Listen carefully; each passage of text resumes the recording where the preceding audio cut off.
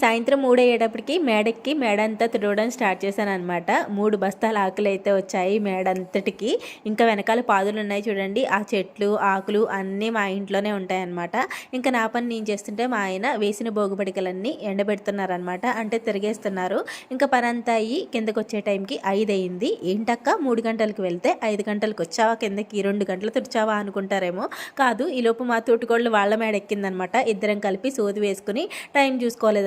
ఈలోపు మా లక్కోడు కూడా వచ్చేసింది. ఇంకా వచ్చిన వెంటనే వాళ్ళ డాడీతో ఒక రౌండ్ వేయించుకోవాలి మేడం గారు. ఇంకా అలా తిరిగేసి వచ్చేసిన తర్వాత యథావిధిగా స్నానం చేపించి చదివించానమాట. నాకు లక్కోడు గురించి చాలా బెంగ ఉండేదండి. రాస్తుందా, చదువుతుందా, అన్నీ గుర్తుపెట్టుకుంటుందా అని చెప్పి. కానీ లక్కోడు తన తోటి పిల్లలతో సమానంగా అన్నీ చెప్తుంటే చాలా హ్యాపీగా ఉందండి నిజంగా. లక్కోడు కూడా నేను ఈ పని చేయలేను, ఇది నా వల్ల కాదు అనుకునే టైప్ కాదు. నేనే చేస్తాను, నేను ఎందుకు చేయలేను అనుకునే టైప్ అనమాట.